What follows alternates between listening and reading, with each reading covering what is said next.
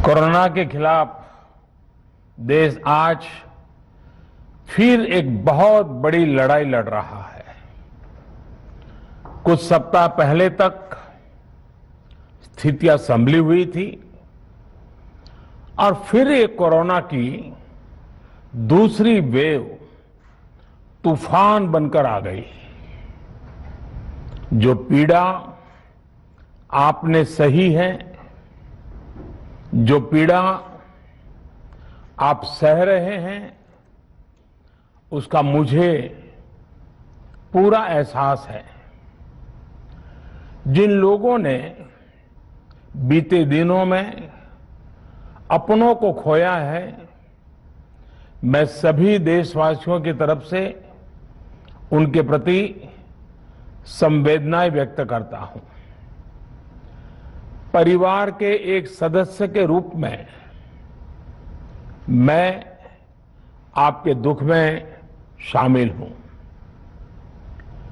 चुनौती बड़ी है, लेकिन हमें मिलकर अपने संकल्प, अपने हौसले और तैयारी के साथ इसको पार करना है। साथियों, अपनी बात को विस्तार देने से पहले मैं देश के सभी डॉक्टरों, मेडिकल स्टाफ, पैरामेडिकल स्टाफ, हमारे सभी सफाई कर्मचारी भाई बहन, हमारे एम्बुलेंस के ड्राइवर्स, हमारे सुरक्षा बल, पुलिसकर्मी, सभी की सराहना करूंगा। आपने कोरोना की पहली वेव में भी अपना जीवन दांव पर लगाकर लोगों को बचाया था। आज आप फिर इस संकट में अपने परिवार, अपने सुख, अपनी चिंता छोड़कर दूसरों का जीवन बचाने में दिन रात जुटे हुए हैं। साथियों, हमारे शास्त्रों में कहा गया है, त्याज्यम न धैर्यम विदुरेऽपि काले, अर्थात कठिन से कठिन समय में भी हमें धैर्य नहीं खोना चाहिए। किसी भी परिस्थिति से निपटने के लिए हम सही निर्णय लें, सही दिशा में प्रयास करें, तभी हम विजय हासिल कर सकते हैं। इसी मंत्र को सामने रखकर आज देश दिन रात काम कर रहा है। बीते कुछ दिनों में जो फैसले लिए गए हैं, जो कदम उठाए गए हैं, वो स्थिति को तेजी से सुधारेंगे। इस बार कोरोना संकट में देश के अनेक हिस्से में ऑक्सीजन की डिमांड बहुत ज्यादा बढ़ी है। इस विषय पर तेजी से और पूरी संवेदनशीलता के साथ काम किया जा रहा है। केंद्र सरकार, राज्य सरकारें, प्राइवेट सेक्टर, सभी की पूरी कोशिश है कि हर जरूरतमंद को ऑक्सीजन मिले। ऑक्सीजन प्रोडक्शन और सप्लाई को बढ़ाने के लिए भी कई स्तरों पर उपाय किए जा रहे हैं। राज्यों में नए ऑक्सीजन प्लांट्स हो, 1 लाख नए सिलेंडर पहुंचाने हो, औद्योगिक इकाइयों में इस्तेमाल हो रही ऑक्सीजन का मेडिकल इस्तेमाल हो, ऑक्सीजन रेल हो, हर प्रयास किया जा रहा है। साथियों, इस बार जैसे ही कोरोना के केस बढ़े, देश के फार्मा सेक्टर ने दवाइयों का उत्पादन और बढ़ा दिया है। आज जनवरी फरवरी की तुलना में देश में कई गुना ज्यादा दवाइयों का प्रोडक्शन हो रहा है। इसे अभी और तेज किया जा रहा है। कल भी मेरी देश की फार्मा इंडस्ट्री के बड़े जो प्रमुख लोग हैं, उसके जो एक्सपर्ट लोग हैं, उनसे बहुत लंबी चर्चा हुई है। प्रोडक्शन बढ़ाने के लिए हर तरीके से दवाई कंपनियां की मदद ली जा रही है। हम सौभाग्यशाली हैं कि हमारे देश के पास इतना बड़ा मजबूत फार्मा सेक्टर है जो बहुत अच्छी और तेजी से दवाइयां बनाता है। इसके साथ ही अस्पतालों में बेड की संख्या को बढ़ाने का भी काम तेजी से चल रहा है। कुछ शहरों में ज्यादा डिमांड को देखते हुए विशेष और विशाल कोविड हॉस्पिटल बनाए जा रहे हैं। साथियों, पिछले वर्ष जब देश ने कोरोना के कुछ ही मरीज सामने आए थे, उसी समय भारत में कोरोना वायरस के खिलाफ प्रभावी वैक्सीन के लिए काम शुरू कर दिया था। हमारे वैज्ञानिकों ने दिन रात एक करके बहुत कम समय में देशवासियों के लिए वैक्सीन विकसित किए हैं। आज दुनिया की सबसे सस्ती वैक्सीन भारत में है। भारत की कोल्ड चेन व्यवस्था के अनुकूल वैक्सीन हमारे पास है। इस प्रयास में हमारे प्राइवेट सेक्टर ने इनोवेशन और एंटरप्राइज की भावना का बेहतरीन प्रदर्शन किया है।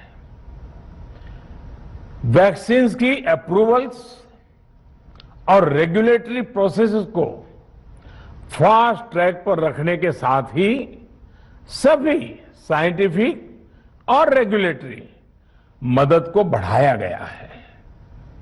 यह एक टीम एफर्ट है जिसके कारण हमारा Bharat 2 made in India vaccine के साथ दुनिया का सबसे बड़ा टीकाकरण अभियान शुरू कर पाया।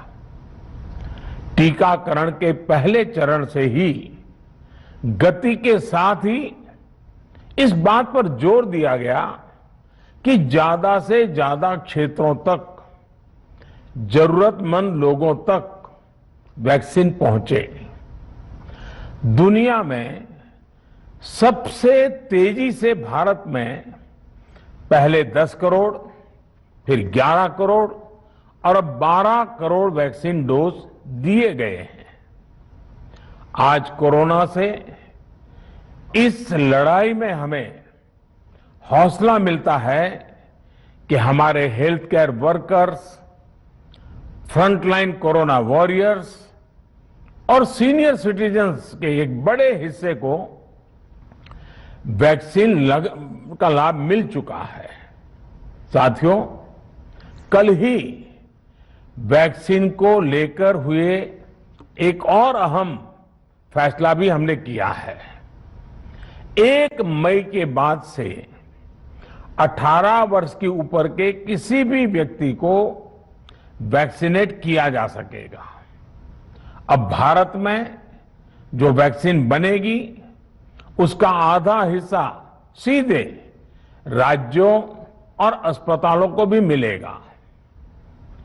इस बीच गरीबों, बुजुर्गों, निम्न मध्यम वर्ग के लोग, 45 वर्ष की आयु के ऊपर के व्यक्तियों के लिए केंद्र सरकार का जो वैक्सीन कार्यक्रम चल रहा है वो भी उतनी ही तेजी से जारी रहेगा।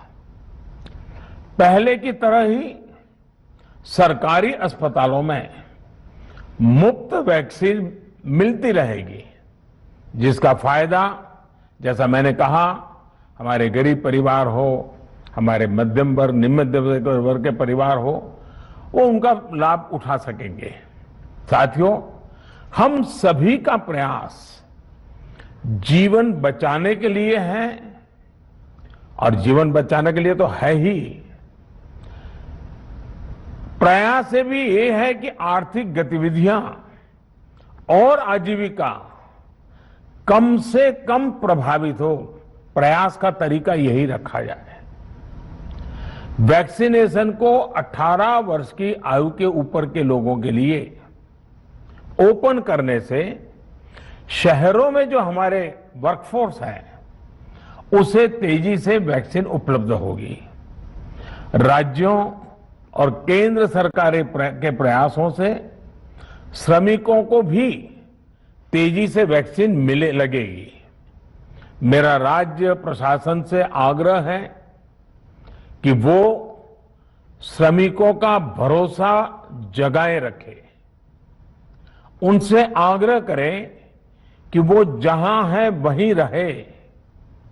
राज्यों द्वारा दिया गया ये भरोसा उनकी बहुत मदद करेगा कि वो जिस शहर में है वहीं पर अगले कुछ दिनों में वैक्सीन भी लगेगी और उनका काम भी बंद नहीं होगा। साथियों, पिछली बार जो परिस्थितियां थी वो अभी से काफी भिन्न थी। तब हमारे पास इस वैश्विक महामारी से लड़ने के लिए कोरोना स्पेसिफिक मेडिकल इंफ्रास्ट्रक्चर नहीं था। आप याद करिए देश की क्या स्थिति थी।